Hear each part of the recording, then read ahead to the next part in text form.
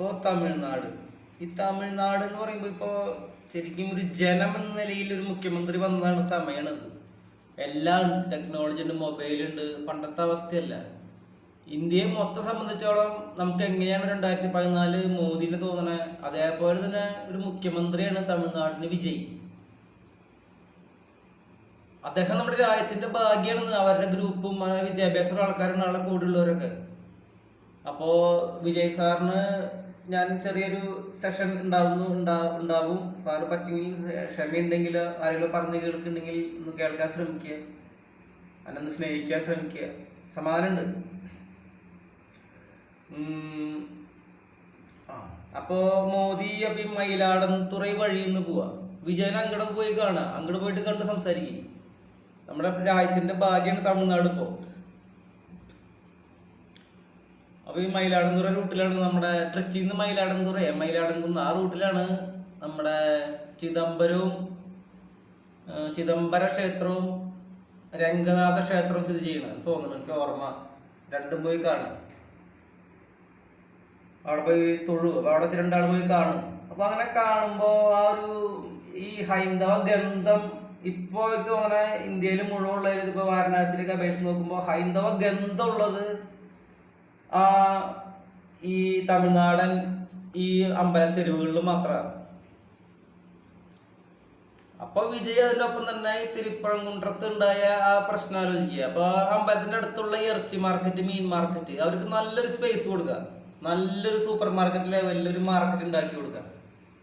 അല്ലെങ്കിൽ ഈ ചെറിയ ചെറിയ ഈ തീറ്റയുടെ കേസ്, ഈ ബിരിയാണി, ഈ മട്ടൻ ഇറച്ചി, ഈ ആട് ചുട്ടത് എന്നൊക്കെ പറഞ്ഞ തന്തൂരി, അൽഫാം, ഇങ്ങനത്തെ കേസ് ഈ അമ്പലത്തിനടുത്ത് ഉണ്ടാകുമ്പോൾ ഇത് നമ്മൾ നേരത്തെ പറഞ്ഞ ക്ലാസ്സിൽ ഉണ്ടാവുന്ന ആ വലിയൊരു പരിപാടിക്ക് പെട്ടെന്ന് ആക്കും കൂട്ടും.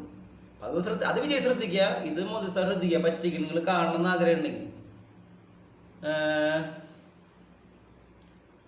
അപ്പൊ അത് കണ്ടു കഴിഞ്ഞാൽ അപ്പോൾ സാറിന് ആ ഒരു ഹൈന്ദവന്റെ ഇത് കിട്ടും. അപ്പൊ തമിഴ്നാട് നമുക്ക് വളരെ വേണ്ടപ്പെട്ട സ്ഥലമാണ്. ദ്രാവിഡ രാഷ്ട്രം എന്ന് പറഞ്ഞാലും ഹിന്ദിനെ അവർക്ക് അത്ര ഇഷ്ടമല്ലെങ്കിൽ അതൊക്കെ നമുക്ക് സമാധാനം ഉണ്ട്. അത് നല്ല ഇവിടുത്തെ വിഷയം.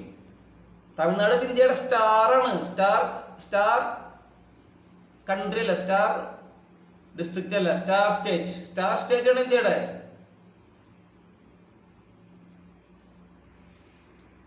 അപ്പോ ചേട്ടൻ അങ്ങനെ പോവാ, സാർ അങ്ങനെ പോവാ, ഈ രണ്ട് സ്ഥലങ്ങളിൽ പോവാ. അപ്പോ ഇതിനിടയിൽ വിജയ് സാർ ഒരു 70-80 വയസ്സിനിടയിൽ അധ്വാനിക്കുന്ന തൊഴിലാളി വർഗത്തിന്റെ ജോലി കാണുക. എഞ്ചിനീയർമാരുടെ കൂടെ പോയിട്ട്, നല്ല എഞ്ചിനീയർമാരുടെ പോയിട്ട് ആ സൈറ്റിൽ പോയിട്ട് അവരെ ജോലി കാണുക. വെയിൽ കൊണ്ട് പണിയെടുക്കുന്ന ഒരു ജോലി, അവരെ ഇപ്പോഴത്തെ കൂലി, ഇതൊക്കെ സാർ അറിഞ്ഞിരിക്കുക. പറ്റിങ്ങനെ കരയുക. അപ്പൊ അതൊക്കെ നമുക്ക് മാറ്റിയെടുക്കണം. അപ്പൊ ഇത് രണ്ടാളും ബുദ്ധിപരമായിട്ട് നീങ്ങുക. ഈ ബുദ്ധിപരമായി നീങ്ങുമ്പോ മോദി പോകേണ്ടത് മോദി ഹിന്ദിക്കാരനാണല്ലോ, ഗുജറാത്ത്. അവർ തമിഴ്നാട് സംസ്കാരം അറിയണമെങ്കിൽ ഉച്ചയ്ക്ക് പോകുമ്പോൾ ഒരു ഓപ്പൺ എയറിലുള്ള വണ്ടിയിലൊക്കെ പോവുക, ഇളരാജ മെലഡികളൊക്കെ കേട്ടിട്ട്. തമിഴ്നാടൻ ഗ്രാമങ്ങൾ എന്നൊക്കെ പറയുമ്പോ അല്ലെ, കുടകുമലൈ കാറ്റിലൊരു പാട്ട് കേൾക്കുതാ ചിന്ന പൈങ്കിളി,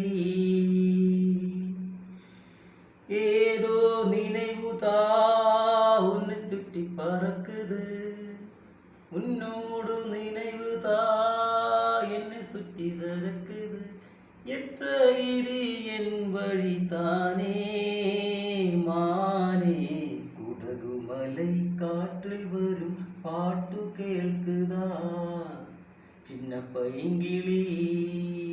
ഈ പാട്ട് കേട്ട് പോവാ.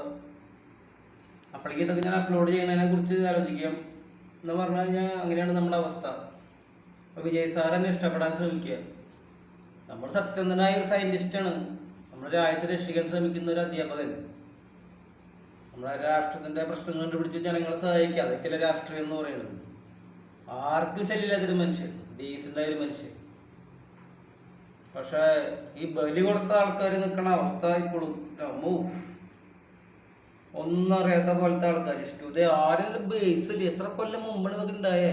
അത് പേഴ്സണൽ, അത് പിന്നെ സംസാരിക്കാം. ഇത് നിങ്ങളൊക്കെ പറ്റിയെങ്കിൽ ശ്രദ്ധിക്കുക. എനിക്ക് പറയാനുള്ളതായിട്ട് ഞാൻ കുറച്ച് നാളുകൾക്കുള്ളിൽ വരാം.